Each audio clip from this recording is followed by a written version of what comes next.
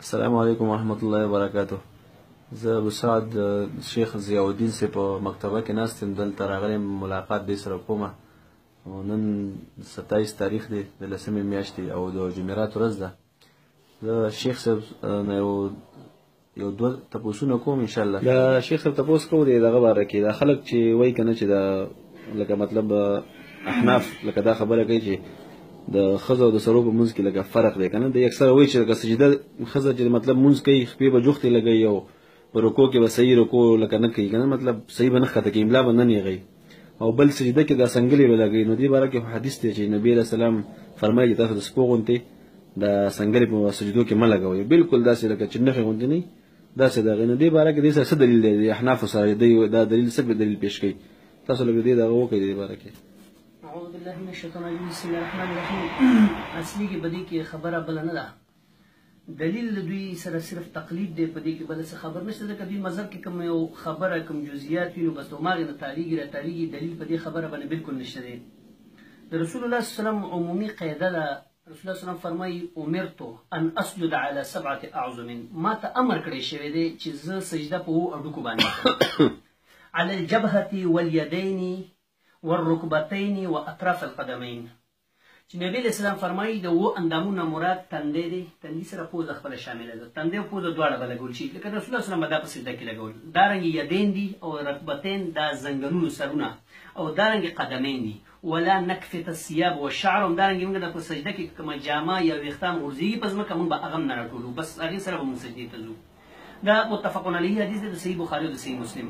دارنګې بل حدیث کې رسول الله صلی الله علیه وسلم فرمایي وی اعتدلوا فی السجود ولا تفترشوا الذراع كانبساط ولا تبسط الذراع كانبساط الكلب. مختلف حدیث دا مختلف الفاظ سره راغلی. رسول الله صلی الله علیه وسلم فرمایي چې تاسو په اطمینان سره سجده کې اعتدال وکړئ او دارنګې د سپي په شان خپلې لیچې خپلې سنګلې مه غړوئ. نو دغه حکم د رسول الله صلی الله علیه وسلم عام دی، نارینهو ته هم دی، زنانو ته هم دی. محدثینو د دین هم دا فهم کړی دی چې په دې کې هېڅ قسم فرق نشته په سجده کې د نارینهو د زنانو. البته احناف دې باره باندې احنافو سره دلیل نشته، خو اوس چونکې دوی مجبوره شو چې اهل الحدیثو په دې باندې ردونه وکړي چې دغه شی په قرآن او په حدیث کې نشته، نو دوی کوشش وکړه چې روز زموږ امام الفقه رحمه الله د هغه د مذهب نورو مجتهدینو چې کوم اقوال کړي د هغې لپاره دوی کوششونه شروع کړي چې که په حدیثو کې څه داسې اشارات میلاو شي. نو صحیح حدیث پرېږده، حسن هم پرېږده، بلکې ضعیف حدیث یو دوه روایت داسې دي چې هغه د موضوع دي. موضوع وایي هغه حدیث دی چې د ځان نه جوړ شوي، کذابان راویان دروغجن راویان پکې راغلي دي. د سنن کبرا د بیهقي کې غالبا چې په 2 جز او 220 صفحه کې امام بیهقي رحمه الله راوړي دي، خو بیا خپله ویلي دي چې وی وروي فی هذا حدیثان ضعیفان لا یحتج بامثالهما. وی په دې کې چې زنانه د سنګلې وغړي په ځمکه باندې د سجدې په وخت کې، دارنګې د فخذین سنګلو خبره هم په هغې کې نشته، بلکې دې چې د فخذین یعنې د پتونان دي د خېټې سره په سجده کې برابري. وی په دې کې 2 حدیثونه نقل شوي دي خو ضعیفان، ضعیف دي او داسې ضعیف دي لا یحتج چې دلیل نشي نیولی بامثالهما د دې په مثل حدیثونه. یعنې دا خو لا دو دي که داسې سلګا هم راشي که نه د دې په مثل چې څومره حدیث هم راشي نو په دې باندې دلیل نشته د عزتمندو. په خپله امام بخاري امام بیهقي رحمه الله دا خبره کړې ده. نو دا دلیل دی په دې چې په حدیثو کې بالکل د دې تذکره نشته، بلکې دې ته رسول الله صلی الله علیه وسلم د سپي سره تشبیه ورکړې ده. د دې نه منې فرمایلې چې څوک داسې سجده کوي نو دا به څنګه حکم وي چې اسلام کې نارینه دپاره وي چې دا حکم د سپي دی دا مه کوه او زنانه ته په دې کې جواز وي. نو عزتمندو دا هم د هغه مسلو نه یو مسله ده چې د احنافو سره بالکل په دې کې صحیح دلیل نشته دی. صحیح حدیث یا د قرآن هېڅ قسم دلیل په دې کې نشته. شیخ صاحب د خپې چې جوختې لګوي بالکل یې جوختۍ داسې که نه لکه مثال داسې جوختې کې، نو د دې څه دلیل دی لکه دې باندې هېڅ دلیل نشته دی، بلکې په دې کې رسول الله صلی الله علیه وسلم غالبي او عام قاعده دا وه چې رسول اذا قام الى الصلاه فاعتدل قائما. نو رسول الله صلی الله علیه وسلم به اعتدال کوه. د اعتدال نه مطلب دا دی چې د خپل ځان موافق او د خپل بر او د خپل ټول موافق به سړی ودرېږي، که نارینه وي که زنانه وي.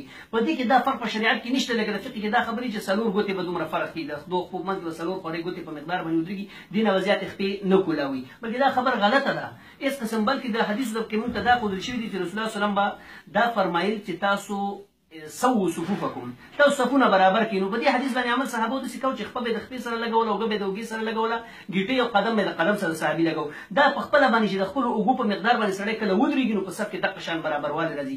دا په خپله زموږ دپاره دلیل دی چې هر سړی به د خپلو اوږو په مقدار باندې ودرېږي چې څومره د هغه د اوږو بر وي دومره به هغه په صف کې ودرېږي. او زمونږ دا بعضې ملګري لکه غوندې کلاو ودرېږي که نه، دې باره کې تاسو څه دغه کوئ؟ د کلاوالي په باره کې خو همدا خبره ما تاسو سره وکړله چې انسان ته پکار دي چې هغه د خپل قد قامت په اعتبار سره ودرېږي. دومره ودرېدل پکار دي که تا سره خپل ملګری په صف کې ودرېږي چې هغه سره ستا خپه ولګي که ته داسې تنګ ودرېږي نو قدم د قدم او ګېټې د ګېټې سره نه لګېږي دارنګې که سړی ډېر کولاو ودرېږي نو هم هلته نه لګېږي نو دا دلیل دی چې ډېر کولاوالی دا هم غلط دی ډېر تنګوالی دا هم غلط دی د خپلو اوږو په مقدار باندې برابر دی اعتدل قائما د رسول الله صلی الله علیه وسلم دغه د مونځ دغه عمل چې صحابي نقل کړي چې اعتدل قائما دغه په خپله باندې دلیل دی چې د موافق برابر به ودرېږي او ډېر ملګري لکه داسې چې یوازې مونځ کوي که نه نو ډېر کولاو ولاړ لکه دغه طریقه د کولاوالي چې دا صحیح طریقه نه ده دا که هر څوک کوي یقیني په دې باندې رد پکار دی بلکې داسې یو د مونځ لپاره دا ولاړه د رب العالمین ته ولاړه ده په دې کې که سړی داسې اړ ته کولاو ودرېږي چې یقیني هغه شنیع ښکارېږي او فطرت یې نه مني نو دا یقیني ده د اسلام نه خلاف دی ځکه زموږ دین اسلام دا د فطرت سره برابر راغلی دی د فطرت بالکل موافق دی هغه چې کوم بشري فطرت دی الله رب العالمین انسان ته ایماني فطرت د بشر موافق ورکړی دی دین اسلام د هغې سره برابر رالېږلی دی نو فلهذا که کولاوالی دومره حد ته وي چې بالکل د اوږو نه هم کولاوي سړی اوږې کم وي او بر لاندې زیات وي کولاوالی د خپو نو دا یقیني شنیع کار دی دا ښه کار نه دی دې نه اجتناب پکار دی د رسول الله صلی الله علیه وسلم مونځ داسې چې هغه به د صف کې اعتدال سره ودرېدل همداسې به که ولاړه مو نه اعتدال سره به نو که صحابه به ودرېدل په اعتدال سره به ودرېدل د اعتدال دغه معنا ده امید دی چې ستا د دې سوال جواب به شوي وي بالله تعالی توفیق جزاک الله شکر